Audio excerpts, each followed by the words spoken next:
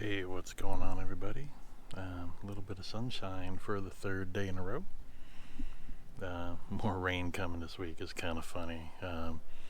Being in California and going through all the droughts and everything else, and then I don't know, every 4, 5, 6 years we get a boatload of rain, and it attempts to balance the world out. So backyard is still a swamp. Haven't been able to get out and do much anything. The wind blew down my buckets, and because they're empty, I just kind of left them where they were. I've got stuff blowing all over the backyard. You can see a couple small buckets out there, and I'm just not going out there and getting my shoes stuck in the swamp, as I'll call it. Different parts of the fences are falling over or falling apart. I mean, that's a brand new fence. Board's missing. There's more down the other side. That whole section of fence, you can kind of see it in there. Haven't really played with zooming on the GoPro. Don't even think it does that. So the people who live back there just put up a sheet of plywood and nailed together. They got a couple big dogs. So I'm appreciative that they took care of that. Other than that, not a lot going on as far as what's going on outside. Like I said, lots of rain. We're gonna zip inside, do a couple of updates, and go from there. Alright, back inside. Just figured it'd be better than flipping the camera all over, sliding the door back and forth.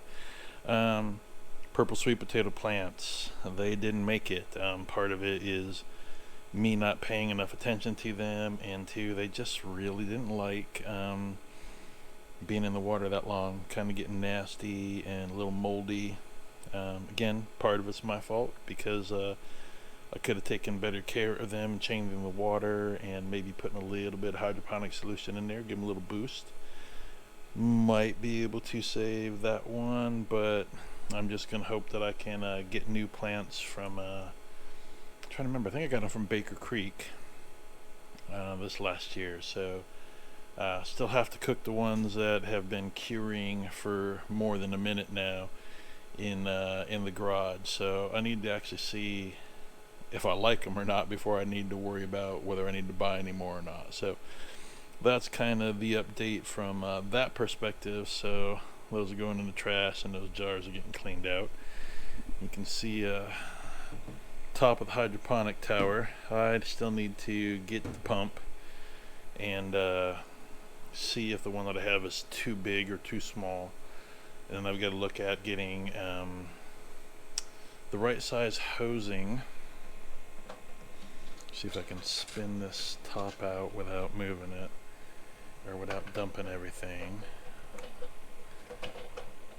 So funny listening to other people while they do videos. Oh, it's hard to do this one-handed. Then you try to do it. It's like, yeah, it's not as easy as it looks. So I believe it's like a 10mm hose. So I've got to find a hose that will fit on top of there, and then make sure on the top of the submersible pump that the adapter on top works for the same size hose. So there's that problem. Not really a problem, but there's that that thing. And then the other stuff that I've been doing is playing around with the freeze dryer. So I've been experimenting with some bananas between different size and trying to get them fairly ripe.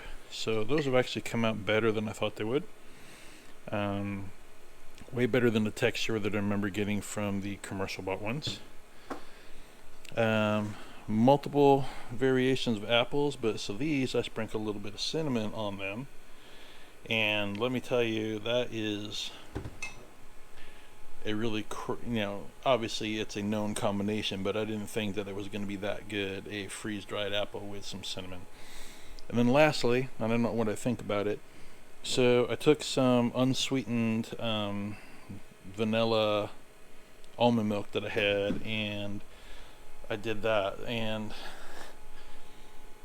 I did about 3 quarts ish that fit in all of my trays, and That is about 1.5 quarts. Turns into a very fine, flaky powder, and it rehydrates okay. I'm still experimenting, so try to do it by weight, get a consistency. It's not quite the same as obviously if you open it right from the carton. And then the one I was using was the shelf stable that was in the carton versus the fresh. It's a little bit different and different price point. It worked okay, so a little bit of experimentation. Yeah,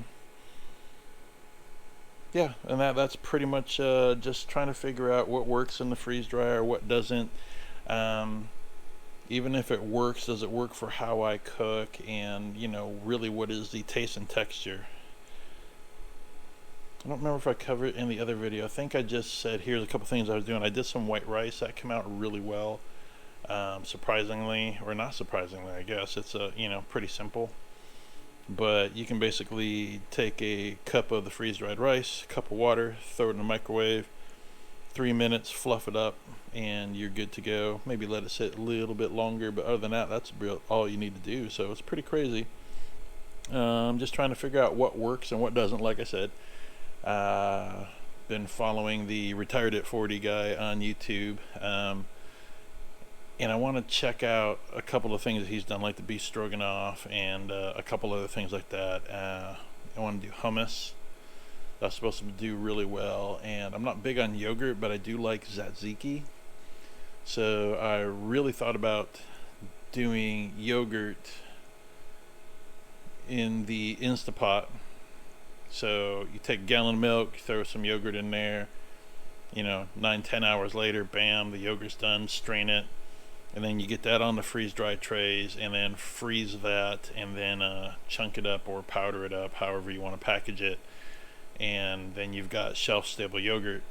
And what he did was he was able to take that yogurt, rehydrate it, and the yogurt cultures, or the bacteria cultures in the yogurt, live through the freeze-dry process, and was able to take that and put that in a new batch of milk. And basically, you have infinite, quote-unquote infinite yogurt capability. So that part's really cool as well. And then you can mix up whatever consistency that you want based on how much water you add to it. So anyways, that's the updates for this week. Not so much plant-based until weather starts to change. I need to get some seeds started. That's kind of the next thing, is planning out what I want to do, make some changes, because what I found is in the 5-gallon buckets, the larger tomatoes don't seem to do real well. I think the 5-gallon bucket is too small, so I need to look at getting some 10, 15, 20-gallon buckets if I want to try a larger tomato.